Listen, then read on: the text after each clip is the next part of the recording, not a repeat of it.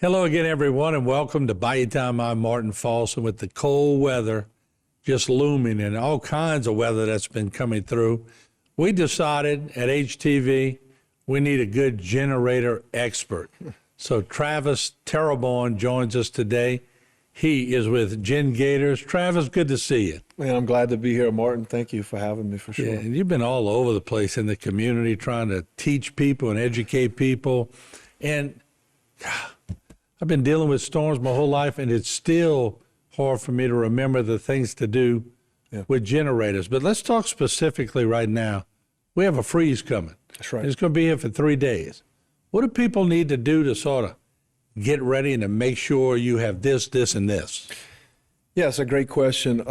We've been watching these storms, these past couple winter storms, as closely as tropical weather, just because it could wreak havoc on electrical systems and on the grid. I'm expecting that there'll probably be more outages to come because of the stress that a freeze has on the grid. But how it relates to your personal generator, I want to make this as simple as possible. You know, obviously the heart and soul of your unit is the maintenance program and the relationship with your service provider. If you have the correct relationship with your service provider, they should have already contacted you. However, meat and potatoes, that's how people from down the bayou like to communicate. Just go make sure it runs.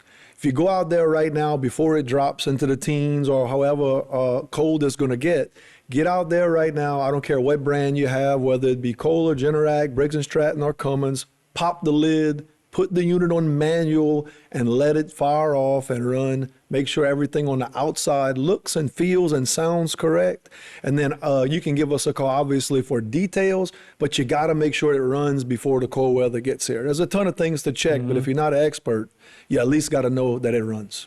You know, for Hurricane Ida, we had so many, I don't know, brands or whatever. I'm just talking in general.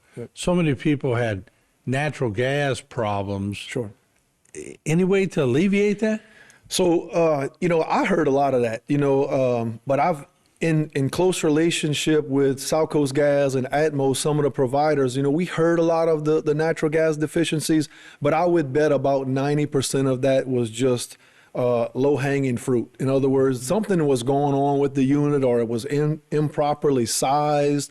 But if you had a natural gas deficiency and your unit wouldn't run, obviously there's nothing that we could give you to mitigate that. But I can tell you most times it was not gas pressure. And a lot of them were overheating because they were running forever. Some of them are designed to run hour by hour, right? Air-cooled unit, the factory's not going to tell you this, but an air-cooled unit, you got about 48 hours that you got to shut this unit down.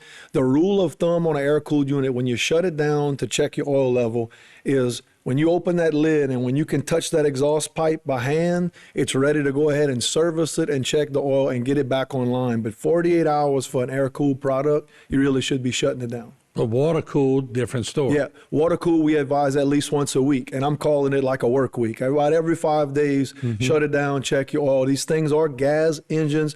They will burn and consume a little oil. It's not like a diesel that as long as it's got fresh rings, it'll maintain oil level. These things get pretty hot. They stay under a load, and so you got to make sure that they properly lubricate. And it's not like we need them every day. So no. You need the horse when you need the horse. Hey, you know that cycle where it turns on every week? Very few manufacturers offer a loaded cycle. Most of them is an unloaded cycle. It's just made to warm the engine. So it doesn't excite the armature. It doesn't produce electricity. So guess what we deal with in the South is moisture. And the biggest killer on power generation is airborne abrasives, which will be dust particles, and moisture. So it's up to you as the homeowner, as the generator owner, to make sure that if you can't reduce and remove that armature, that you get involved with a professional that understands what we face here, because it's not the same across the country. What about people that are just getting into the generator business? How do they contact you? What do they do?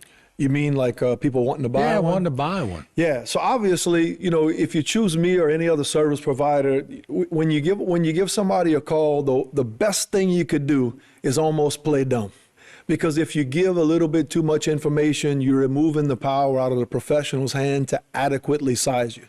There are a lot of generators that could work, But when you spend the money and make the long-term investment for a home improvement, a generator can pay itself 3 times the value when you go to sell your home if it's installed professionally, up to code, and adequately sized. So make sure when you call a service provider, you say, hey, I want to know what you're going to give me versus what I think I need. Yeah, because y'all going to go and take That's right. the load That's right. measurements and everything and Sure. measure the line That's and right. the supply and the intake, whereas they may call you and, everybody thinks they know Yeah. their own stuff, but y'all do this for a living. Absolutely.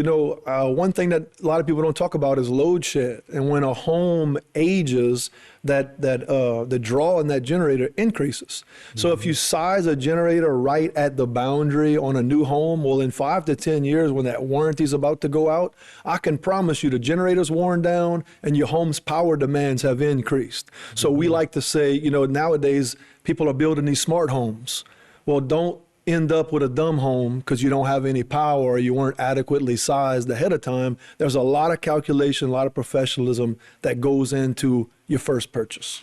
Travis, good seeing you. We appreciate the information.